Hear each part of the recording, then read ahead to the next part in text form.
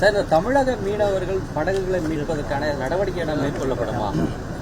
நம்ம தொடர்ந்து நம்முடைய மீனவர்கள் கைது செய்ய பொழுது உடனடியாக அவர்களை வெளியுறவுத்துறை தொடர்பு கொண்டு உடனடியாக மீனவர்களை நாம் மீட்டு கொண்டு வந்து கொண்டிருக்கிறோம். மீனவர்களுடைய படகு விவகாரத்தில் தொடர்ந்து பேச்சுவார்த்தைகள் நடத்தி கொண்டிருக்கின்றோம். இலங்கை அரசாங்கம் அவர்களுடைய சட்டத்தில் ஒரு திருத்தங்கள் செய்து அவர்கள் நம்மளுடைய படகை அவர்கள் கைப்பற்றி கொண்டிருக்கிறார்கள்.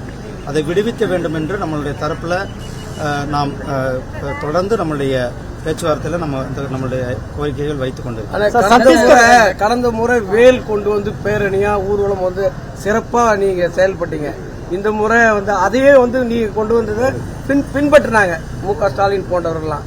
இந்த முறை நீங்க மறுபடியும் அந்த வேல் யாத்திரையை நீங்க தனிப்பட்ட முறையில் கட்சியாக செய்வீங்களா? இல்லைங்க, அப்படியெல்லாம் எதுவும் இல்லை. அதனால எங்களுடைய பாரதிய ஜனதா கட்சியின் சார்பில் எண்மண் எண் மக்கள் யாத்திரை சிறப்பாக நடந்து கொண்டிருக்கிறது. எங்களுடைய இலக்கு எல்லாமே திராவிட முன்னேற்ற கழகத்தினுடைய தோல்வியை, திராவிட முன்னேற்ற கழகத்தினுடைய கையாளாகத்தனத்தை மக்களிடத்தில் எடுத்துக்கொண்டு செல்வது, இந்த ஊழல் ஆட்சியை மக்களிடத்திலிருந்து ஊழலை பற்றி எடுத்து சொல்லுவது, அதை நாம் செய்து கொண்டிருக்கிறோம். அதே போல மத்திய அரசாங்கத்தினுடைய நல்ல திட்டங்களை பிரதமர் அவர்களுடைய செயல்படுத்தப்படுகின்ற வளர்ச்சி திட்டங்களை மக்களிடத்தில் எடுத்து செல்லும் விதமாக இந்த யாத்திரை நடந்து கொண்டிருக்கிறது. திராவிட முன்னேற்ற கழகம் எந்த அளவுக்கு தோல்வியுற்ற அரசாங்கமாக இருந்து கொண்டிருக்கிறதை நாம் பார்த்து கொண்டிருக்கிறோம். கிளாம்பாக்கம் பேருந்து நிலையம், சாதாரண பேருந்து நிலையத்தை கூட அவர்களால் கையாள முடியாத சூழ்நிலை. மக்கள் பெரும் பாதிப்புக்கு உள்ளாகி கொண்டிருக்கிறார்கள். அடிப்படை வசதி கிடையாது, அல்லது போக்குவரத்து வசதி கிடையாது. கோயம்பேடு பேருந்து நிலையமே நன்றாக இருந்து கொண்டிருக்கிறது. அதை எதற்காக அவசரமாக மூடுகிறார்கள் என்றது கூட மக்களுக்கு எந்த விளக்கமும் கொடுக்கவில்லை. எந்த முன்னேற்பாடும் இல்லாமல் இந்த கீழாம்பாக்கம் பேருந்து நிலையத்தை தொடங்கி அதில் மக்களை அவதிக்குள்ளாக்கி இருக்கிற ஒரு அவல நிலையான ஆட்சியை தான் திமுக நடத்தி கொண்டிருக்கிறது. சத்தீஸ்கர் பஞ்சாப் மாநிலத்தில் ஆம் ஆத்மி கட்சி தனித்து போட்டியிடப்படுதா சொல்லுது. அப்ப இந்தியா கூட்டணியோட அடுத்த லெவல் நான் ரொம்ப காலமா சொல்லிட்டு இருக்கிறேன். இந்தியா கூட்டணி உடைஞ்சு போகக்கூடிய கூட்டணின்னு முன்னாடியே சொல்லிட்டு இருந்தோம். அந்த கூட்டணி தேர்தல் வரல் கூட தாங்காதுன்னு சொன்னோம். ஆனா அவர்கள் என்னன்னா தேர்தல் பேச்சுவார்த்தைக்கு முன்னாடியே கூட அவர்களால் தாங்க முடியல. மம்தா பானர்ஜி அவர்கள் தனிச்சு போட்டியிடுவோம்னு சொல்லியிருக்கிறார்கள். ஆம் ஆத்மி கட்சி தனிச்சு போட்டியிடுன்னு சொல்லுகிறார்கள்.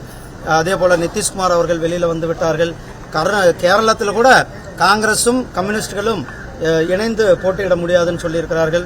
நம்மளுடைய தமிழ்நாட்டிலிருந்து கூட சில கட்சிகள் எப்படா வெளில போலான்ட்டு பார்த்து கொண்டிருக்கிறார்கள். இந்த இந்தி கூட்டணி எந்த ஒரு மக்களுக்கு பிரயோஜனம் இல்லாத கூட்டணி என்பதை மக்கள் அந்தந்த கட்சிகள் முடிவு செய்து விட்டார்கள். அதனால்தான் அந்த கூட்டணி உடைந்து விட்டது.